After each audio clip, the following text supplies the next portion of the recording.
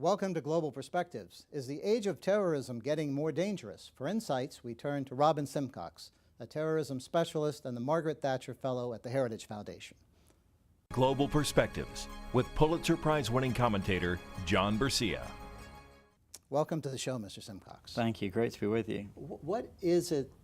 What does it mean to be the Margaret Thatcher Fellow at the Heritage Foundation? So the Thatcher Fellowship was a role created from an endowment from Lady Thatcher herself. At the Heritage Foundation was always her favorite Washington, D.C. think tank.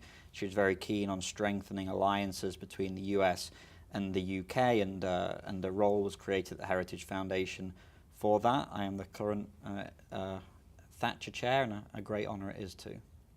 And then from that broader base, your focus is terrorism and political violence. Is that something you've been doing all of your professional life, or something you would always plan to do, or a more recent development for you? Well, certainly all of my professional life, but not something I could say I plan to do. I initially imagined very much the academic route, PhD, university, lecturing position, something like that. But my master's degree was in US foreign policy. I was studying in London at the time. And US foreign policy was increasingly being dictated by the response to terrorism, the fallout from 9/11, the war in Iraq, and the various insurgencies that were bubbling under at that time. Obviously, at the same time, you had the domestic terrorist threat in the United Kingdom was increasing significantly. You just had the London July 2005 bombing, so terrorism was very much part of the daily conversation. It strikes me as the key issue of our time to try and resolve, and so it also lent itself to me pursuing that professionally. Mm-hmm. Now, we've had so-called ages of terrorism in the past, and many of them seem to last, 10, 15, 20 years. This one appears to be something that's going to hang around for a lot longer, and that causes consternation for people. We recently marked the 15th anniversary of 9/11, and there's no end in sight for this current wave. What do you make of it? What is your assessment? Well, I think that the Obama administration would certainly have liked to have brought an end to this era of terrorism, to the way that terrorism dominated the national conversation, had such an impact on the national psyche. I think it's very much an aim from President Obama to wind down the wars in Iraq and Afghanistan, nation building at home, but the way the world doesn't make allowances for political priorities. And what you've seen, obviously, since 2008 has been the Arab Spring, chaos in Syria, in Libya, in Yemen, terrorist threats increasing in Somalia, obviously the situation in Iraq deteriorated, and this has prompted a whole host of attacks taking place in the West. I mean, the fallout from these wars, we live with them every day, and I still think that there is more to come. And so while I think political leaders would have liked to have brought an end to this era of political violence, this era of terrorism, the facts simply haven't allowed it, and I don't see that changing in 2020 as opposed to 2001. I think we're going to be dealing with this for a generation to come. What advice do you have to the average person who probably witnessed 9/11 and thought that's really terrible, but that's happening some distance from me? Now more and more of the attacks seem to be closer to home, of the type that have happened in Europe for decades, but are not as familiar in the United States. Well, obviously the United States has encouraged the See Something, Say Something program. I think that's been useful in kind of putting people on alert for the fact that that terrorist attacks could be planned. Broadly beyond that, though, I would just encourage people to not have quite so much skepticism about elected officials. There's often the assumption that fear-mongering is going in place, or that the threat isn't as pronounced as the President or the Prime Minister of the United Kingdom would say. This is somehow kind of whipped up, or it's just an attempt to foster anti-Muslim sentiment or something like that. I think that there are noble and honourable people working in these roles. I mean, I give an example of something like the NSA or GCHQ, Signals Intelligence Agencies, which were hammered after the Snowden disclosures as well. They're interested in is surveilling normal people, reading your emails, hacking your emails. things that were very, very much clearly untrue, but got some level of traction because there wasn't much faith in government. Governments are not perfect, of course they're not, and of course they need checks and balances. Absolutely, it goes without question. But they're also doing all they can to keep us safe from groups like ISIS carrying out slaughters on our streets. And so I think there also needs to be a bit of leeway given to governments to do what they deem necessary with oversight to try and keep us safe, and a reduction of the cynicism of those efforts. Well, how safe are we? There was a lot of commentary surrounding the anniversary of 9/11, and some analysts concluded that we're actually safer today than we were then, and that the chances of another 9/11 are pretty slim. And others said, well, let's not be overly confident here. We could have another 9/11. We could have something much worse than that. Where do you stand on that issue? Well, I think from the United States point of view, definitely safer than obviously the 10th of September 2001 in some ways, because the group that planned the 9/11 attacks, the architects of it, lots of the key leaders, bin Laden himself, of course, Khalid Sheikh Mohammed, have been killed or captured. They've not got that safe haven in Afghanistan anymore to plan those kind of attacks. Aviation security has massively improved. There's much more awareness of just of the willingness with which these groups, the levels which they're willing to kill at. At the same time, imagine the places the United States could conceivably intervene militarily on the 10th of September 2001 and compare it to today. I mean, then you could say, well, Afghanistan perhaps, Kashmir, Chechnya, maybe bubbling under the surface. Look at the map today.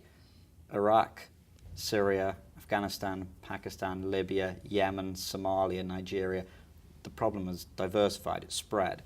So while I think that the US has done some key things to improve homeland security, the threat itself, the ability of these groups to strike, I think it's harder to pin down. And so that's why I couldn't be complacent about the United States security, because the range of threats out there are still so great. What is the primary factor driving the terrorism of today? Some say it's religion, some say it's ideology. If you look at terrorist groups 20, 25 years ago, many of them didn't have any kind of religious connection, but today it seems like most of them do, or at least a religious facade. Yeah. I think there's been you often hear it, and again, the administration, I think, has been somewhat guilty of this, of really downplaying the religious aspects to the terrorism we see today. Almost as if it's impossible to imagine that in 2016 anyone could be willing to kill in the name of religion, because it doesn't really compute with how we view the world today. But I think that you just have to listen to what some of these guys say when they carry out their attacks and the justifications they give. There is very clearly a religious component to this. Now you could say, well, it's incorrect, it's a distorted, it's a twisted interpretation of religion. I completely understand that argument, and I think it's one that's well worth having, and is certainly a debatable issue. But to say that there's no religious component, I think is very, very blatantly false. And it also plays into the fact that there is an ideology behind these people. There's an ideology behind their actions. There's a belief that they're doing it, it's been divinely sanctioned, that it's part of this Islamist movement, that need to recreate a caliphate, or law is passed over to God rather than man, the instituting of Sharia law. I mean, these are things that animate these Islamist groups, and it's an ideology they've been able to spread to, well, most parts of the world now. But how do you know exactly what they're talking about? In some terrorist events, you have the perpetrators asking people if they're Muslim. And in some cases, if they say yes, then they're spared and they move on to the next person. But in some cases, if they say yes, and then upon further questioning, the perpetrator finds out that they're the wrong kind of Muslim, then they get sacrificed as well. Yeah. I mean, how do you make sense of all of this? Well, I don't think we should ever underestimate the sadism of violence and the willingness to commit. I mean, this taps into something, this desire to commit violent acts. I think they were, with a lot of these perpetrators, you especially see this in Europe, people that were already criminals, people that have already been convicted for assault, things like that, violent offences. all of a sudden they think they've got some kind of divine sanction to carry out, to behave in a way they may have been doing so already before. And so I think that the act of violence is often what animates these people it draws them in, and they feel they've got some kind of religiously sanctioned approval to act violently. Do they know that much about the religion? I'm open to be persuaded that they don't. But ultimately, I'm not sure whether it matters that much. I mean, the people that carried out the attacks in Paris in November 2015 killed 130 people. Whether they understood the religion or not is less important to me than stopping such attacks happening again. And so, of course, I mean, there are variations in terms of the level of knowledge of religion, all these sorts of things, but the problem isn't going away until we start discussing those kind of issues, I don't think. Where's the appropriate place to start discussing those issues? Is it something we should talk about in school early on? Is it something that should just be left to the policymakers? Well, I think that probably the policymakers are, even though they have the best of intentions, they're not going to be the people that resolve this. I mean, to me, there is a war going on within Islam, and it is the manifestations of it, the fallout from it, affect obviously non-Muslims. But there is a debate within that faith, and to me, the thing we can do and the thing we should do is to foster and help support those people who are pushing for the non-Al-Qaeda, non-ISIS moderate wing within the religion to come to the forefront. And so that means, to me, being able to open up discussions, and it's not going to be policymakers, I don't think, that are able to do that, because they're not going to have the same credibility. So it needs to ultimately come from within Muslim communities themselves. I think that does happen. It happens in the United States. It happens in Europe. But it probably needs to happen more, and we probably need to foster support for those people trying to challenge the extremist interpretation of religion more effectively. Is there any place that you can think of where the effort to counter politically violent groups' interests, ambitions, and so forth has been successful, or is appearing to be successful? Well, the United States has been a country that I think a lot of Europe has looked to in terms of how do you effectively integrate newcomers to the country. The US has had tremendous success in people buying into the idea of American values, American culture, people wanting to become American, wanting to feel American. We've not had that in Europe in the same way. I mean, the UK, for example, has got a very multicultural model. There's no real great expectation in terms of integration. Government generally has been happy for communities to live separately, live apart. France has taken a much more aggressive approach in the UK. Obviously, very clearly defined French values, but that's created its whole set of tensions. I mean, you see with the bikini debate, for example, and the debate around the veil, where French secularism and religious, or an interpretation of religious values, come very much into conflict. So for me, the United States has always been the country to aspire to, although I don't know if it translates especially well to Europe, and I know that the United States is not without its problems, but to me the US would still be the country that provides the best example. What is different in your conversations that you've had with the average person in the UK and Europe, more broadly speaking, and those you've had in the United States? Well, I think that in Europe, we are having to become increasingly familiar with arguments and subjects that we did not expect to have to relitigate in 2016. I would use one very obvious example. Freedom of speech. Who thought that cartoons would take up so much of so much attention in the in Europe? Whether you could draw pictures, I mean, of Muhammad and the fallout from all that you saw in Denmark, also in the Charlie Hebdo magazine, where journalists and writers were killed for publishing those. To me, there is a fear in Europe about this issue, and there's a reluctance to tackle it, just I think partly because we're not used to having to fight those arguments because we assume they were settled. So all of a sudden, when you have a small minority, extremist minority, saying, no, we do believe in the enforcement of blasphemy laws, I think the modern day European liberal has no real, the language doesn't really exist anymore for them to argue back on that because they're not used to having that argument.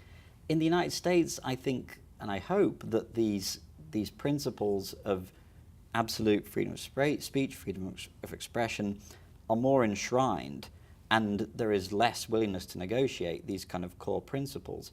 But I'm not completely confident that that will remain the case, because I think intimidation often works. I mean, Charlie Hebdo is not going to publish any more pictures of Muhammad, of course.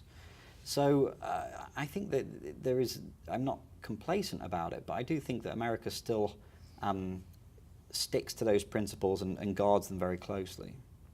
Is there some middle ground here that we maybe are not seeing, or is it impossible to bridge the differences between these politically violent groups and their aims and those of secular society and the status quo? Well, you should never, obviously you can't completely rule out negotiations somewhere down the line if these groups were to massive, but they would have to change their beliefs in a way that would not make them the groups they are. I mean, some of the key principles, I mean, the desire to recreate a caliphate or that Islamic law is superior to man-made law, I just don't see where the negotiation's ultimately going to come in this. And if you think of groups like ISIS, I mean, how would a negotiation look? I mean, you can have a bit of Iraq and a bit of Syria. I just don't see that as being viable. I mean, to me, these groups and the ideology they represent are the direct opposite of all the things we hold dear here in the West, and so I don't have a desire to negotiate those away. You know, I think groups like this that try and use force to impose their worldview, you have to fight back against them. ISIS and Al-Qaeda seem to be part of every conversation, and they've been very prominent in the U.S. presidential campaign, especially ISIS. Are we ignoring other groups that may be out there with similar intentions, or are those really the main threats? Well, I think they're the main threats. I would also say that Al-Qaeda has almost been forgotten in this conversation. Huge amounts of focus is placed on ISIS, and I completely understand that. It's obviously the preeminent threat, carrying out attacks all over the world. Of course, it needs to be dealt with. But there's been less discussion over the fact that Al-Qaeda is still very much out there. It's integrating itself into these insurgencies and civil wars that are taking place in Syria and Yemen. It's building up alliances, I think, for future conflicts to come. I mean, a group like that hasn't forgotten about fighting the US. It hasn't forgotten about its intent to strike within the West. It's just that it's not a strategic priority for it at the moment. So I think Al-Qaeda has been overlooked somewhat in the rush to deal with ISIS. Obviously, there's groups like the Tehrik-i-Taliban in Pakistan, who trained the Times Square bomber in May 2010, Boko Haram in Nigeria, Al-Shabaab in Somalia, all places that we should be concerned about. Obviously, they've had Boko Haram certainly have had less success in recruiting Westerners, which is obviously a big concern, Westerners going over, getting the training and coming back. Libya, I think that's another country which is going to be, if Iraq and Syria weren't the mess they were, much more focus would be placed on Libya and the fact that that country is essentially becoming lawless. ISIS has taken territory, various Islamist militias are fighting for control. I think there's a lot of problems out there that go beyond ISIS. How does, in your opinion, how does the average person deal with political violence today? Is he or she dealing with it well?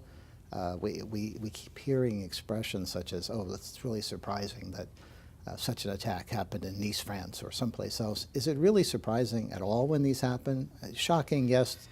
Disgusting, yes, but is it really surprising at all? Should it be a surprise to people? No, I don't think it should be a surprise. I mean, I completely understand what you say when you say it should always retain the power to shock us, but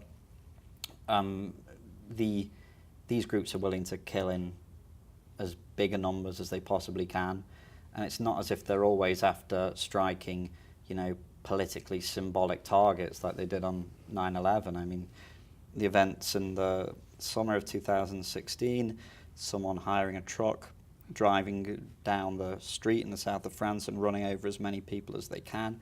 I mean, I think this is increasingly the MO for terrorists now, because it's, I mean, constructing suicide bombs, getting a whole network together and attacking a heavily guarded, politically symbolic target is much harder to pull off than somebody hiring a truck and driving down a street, which is essentially the sort of terrorism we saw in that summer.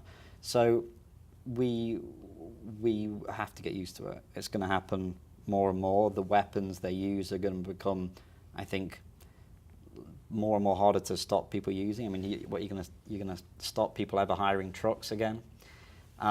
It's a sad state of affairs, and I think it's a grim portent for what's to come in the years ahead.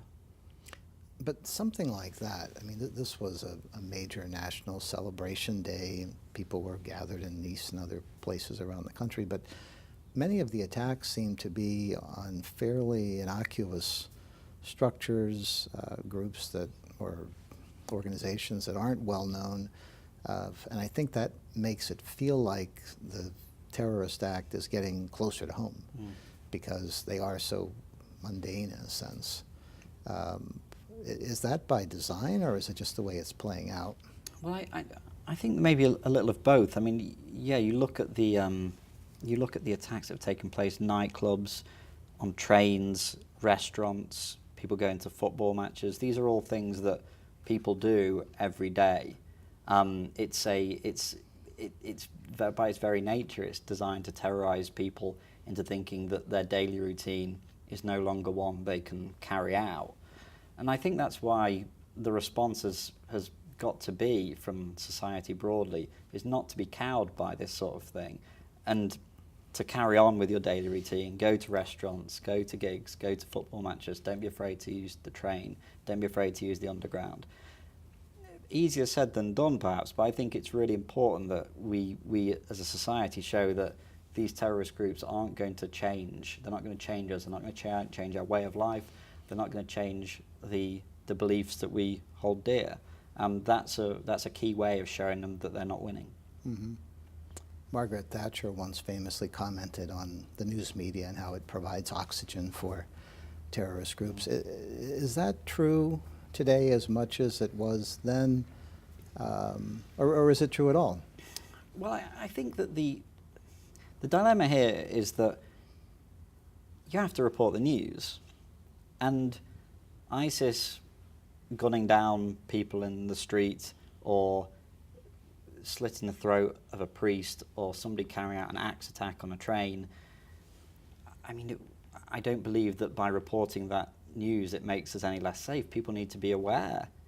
I mean, and I would, you know, you could even argue the public has been spared, for understandable reasons, but spared some of just how brutal these groups are and just how willing they are to kill. I mean, the beheading videos, for example, obviously no mainstream broadcaster would show those images for understandable reason.